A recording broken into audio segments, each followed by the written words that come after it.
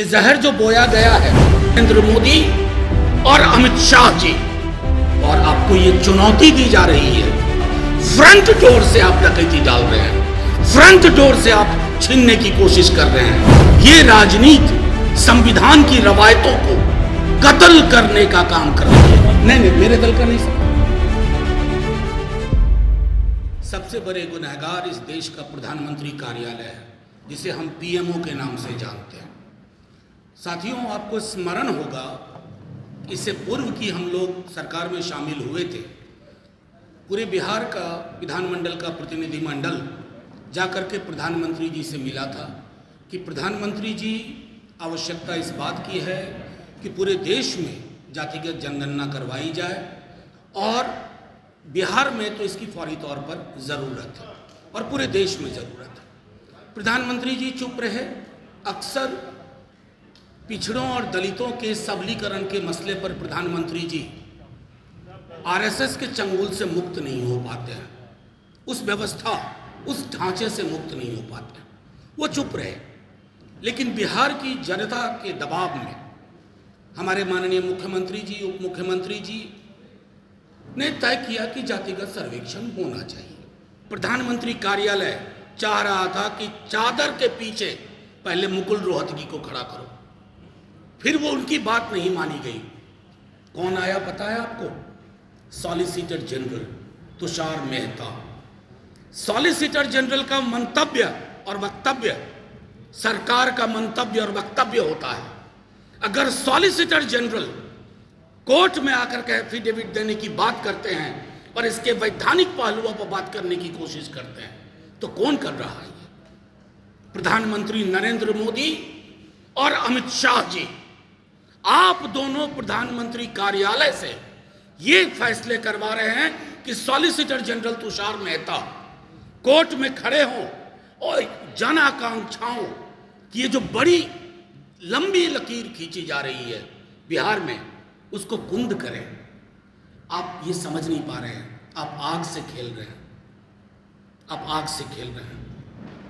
ये समाज शांतिपूर्ण तरीके से अपना अधिकार चाहता है। ये सिर्फ ओबीसी की बात नहीं है, कई मिथक टूटेंगे इससे। अन्य जातियां भी सामाजिक आर्थिक रूप में कहां खड़ी हैं, उससे हमारी सरकार को फैसला लेने में मदद होगी। सरकार का काम सिर्फ झुनझुना बजाना नहीं होता है, सरकार का काम सिर्फ नाम बदलना नहीं होता है। आज इस शहर का नाम बदल दिया, कल उस शहर का नाम बदल दिया, कल चांद पे कोई नाम रख दिया। सरकार का काम की जो आपकी प्रतिबद्धता है उसको बदलने की कोशिश आप ये जो कर रहे हैं, ऑन रिकॉर्ड है सारी चीजें। तुषार मेहता से आप गुनाह करवा रहे हैं, सॉलिसिटर जनरल से, लेकिन पीछे खड़े हैं प्रधानमंत्री जी, गृह मंत्री जी। अभी 28 अगस्त की भी पूरी टिप्पणी आप देख लीजिए, आने वाले दिनों में भी आप देखेंगे।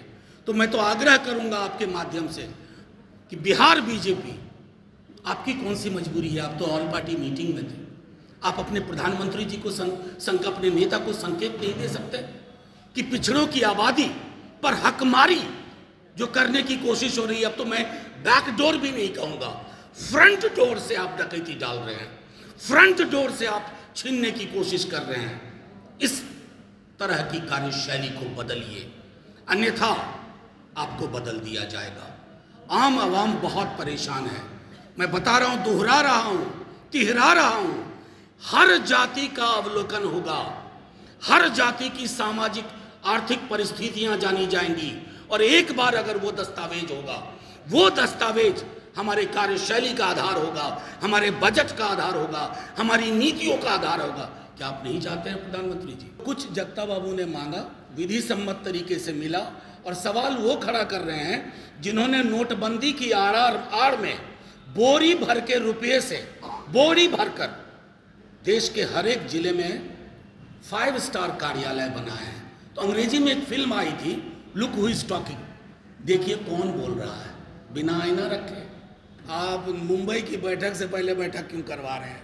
बैठक में कई दल होते हैं, सब दल मिल के फैसला लेते हैं, और हमारे यहाँ परिपाटी है कि सब बोलता है। उस दल की तरह नहीं है जहाँ एक बोलता है बाकी सबका काम सुनना होगा। बीजेपी के लोगों के बौद्धिक क्षमता पे मुझे अब शक नहीं, पुख्ता यकीन हो चला है। एक होता है सेट, एक होता है सबसेट। सेट है जातिगत सर्वेक्षण, सबसेट है उसमें किसी एक जाति या जातियों के समूह, उपजातियों के बारे में बात करना। यहाँ सेट पे बात हो रही है, यहाँ आनी चाहिए बात, दूध का दूध पानी का पानी हो जाएगा। और ये मैं समझता हूँ कि बीजेपी के लोगों को भी अगर समाज के प्रति उनकी कोई प्रतिबद्धता है, नरेंद्र मोदी जी के डर के बावजूद, अमित शाह जी के डर के बावजूद, तो वो खुल के बोलना सीखे हैं। खुल के बोलना बंद कर दिया है बिहार बीजेपी के नेताओं ने। आपको एक छोटा उदाहरण दूं, 2011 में जो जातिगत जनगणना हुई, बीजेपी की सरकार ने आके क्या कहा पता है आपको? सदन में मेरे प्रश्न के जवाब में कहा कि डेटा करप्ट हो गया है। यहाँ डेटा करप्ट नहीं होगा, क्योंकि वहाँ डेटा करप्ट नहीं हुआ था, करप्शन यहाँ था। ये मुजफ्फरनगर के सिर्फ उस बच्चे का मामला नहीं है और शिक्षक का नहीं है। ये जहर जो बोया गया है, इस जहर की खेती में हम सब ने योगदान किया है। शायद हमने कम, आपने ज्यादा।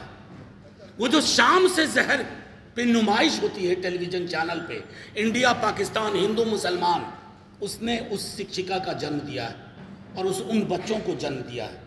इससे पहले कि वो जहर हमारे आपके घर पहुंच जाए, जहर की खेती करने वालों को एक्सपोज करिए, वो ज़्यादा महत्वपूर्ण है। शुक्रिया, जय हिंद।